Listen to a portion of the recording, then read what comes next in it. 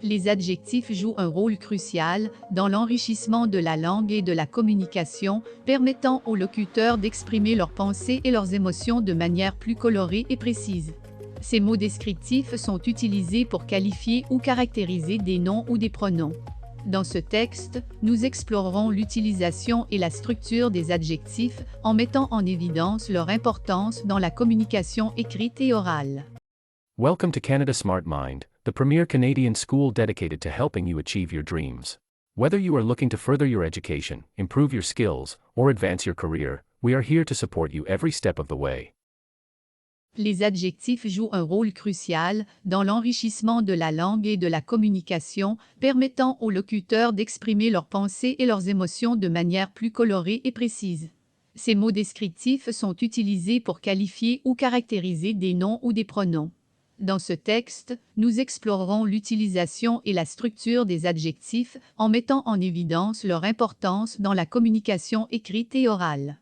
Premièrement, il est important de comprendre la fonction principale des adjectifs, donner des informations supplémentaires sur un nom ou un pronom.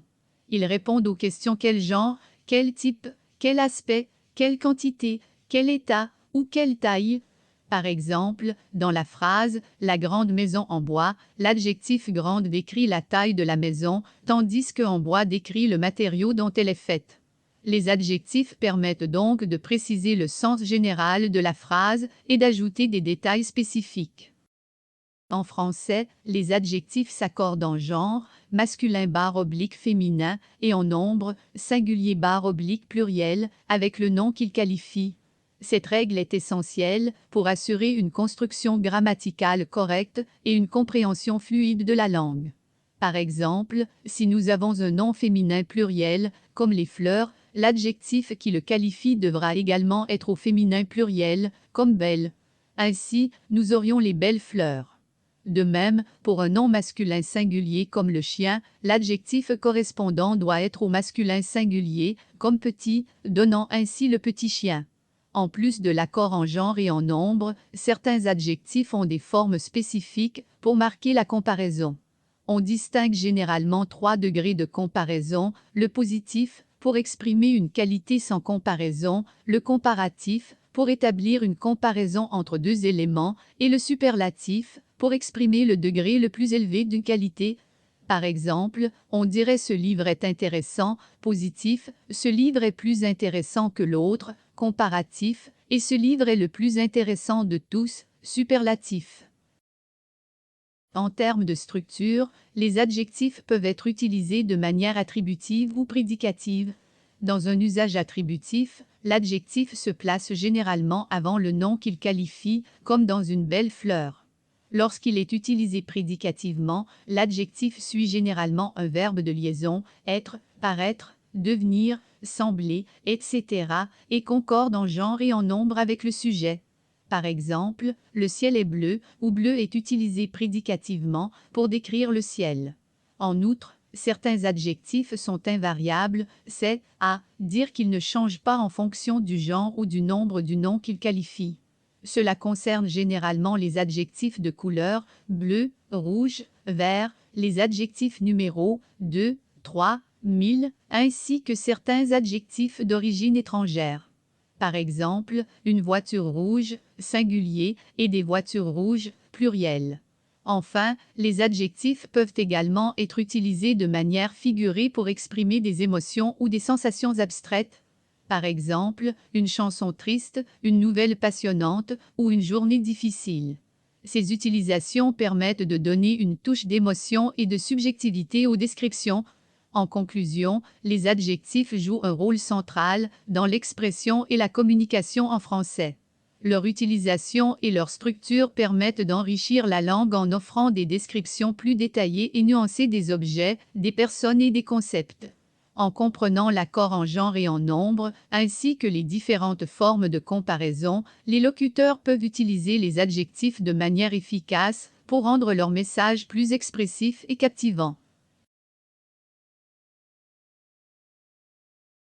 Tell us in the comments below which topics you feel are better for you. And remember to hit the bell icon and subscribe yourself. Now, let's get back to the video. Lorsqu'on parle de la structure des adjectifs en français, nous faisons référence à la manière dont les adjectifs sont utilisés et adaptés pour s'accorder avec les noms ou les pronoms auxquels ils se réfèrent. Voici les principaux éléments de la structure des adjectifs en français. 1. Accord en genre. En français, les adjectifs s'accordent en genre avec les noms qu'ils qualifient. Il existe deux genres, masculin et féminin. Pour former l'adjectif au féminin, on ajoute généralement un E à la forme masculine. Par exemple, un garçon intelligent, masculin singulier, une fille intelligente, féminin singulier. 2. Accord en nombre. Les adjectifs s'accordent également en nombre avec les noms qu'ils qualifient. Le nombre peut être singulier, un seul objet, ou pluriel, plusieurs objets. Pour former l'adjectif au pluriel, on ajoute généralement un S à la forme au singulier. Par exemple, un livre intéressant, singulier, des livres intéressants, pluriel. 3. Position des adjectifs. Les adjectifs peuvent être utilisés de deux manières principales, de manière attributive ou de manière prédicative. Attributif, lorsqu'un adjectif est utilisé de manière attributive, il se place généralement avant le nom qu'il qualifie. Par exemple, une belle maison, l'adjectif belle est utilisé attributivement et qualifie le nom maison. Prédicatif, lorsqu'un adjectif est utilisé de manière prédicative, il suit généralement un verbe de liaison, être, paraître, devenir, sembler, etc., et concorde en genre et en nombre avec le sujet. Par exemple, la maison est belle, l'adjectif belle suit le verbe de liaison est et qualifie le sujet maison. 4. Comparaison des adjectifs. Certains adjectifs ont des formes spécifiques pour indiquer la comparaison. On distingue généralement 3 degrés de comparaison, le positif, le comparatif et le superlatif. Par exemple, positif, beau, grande, intelligent, etc. Comparatif, plus beau, plus grande, plus intelligent, etc. Superlatif, le plus beau, la plus grande, le plus intelligent, etc. Il est important de maîtriser ces règles d'accord et d'utilisation des adjectifs pour construire des phrases grammaticalement correctes et exprimer ses idées de manière claire et précise en français, en respectant l'accord en genre et en nombre, ainsi que les règles de positionnement des adjectifs, on assure une communication fluide et efficace. I thank all the support of Canada Smart Mind and thank you very much for watching this video. I will see you at the next one.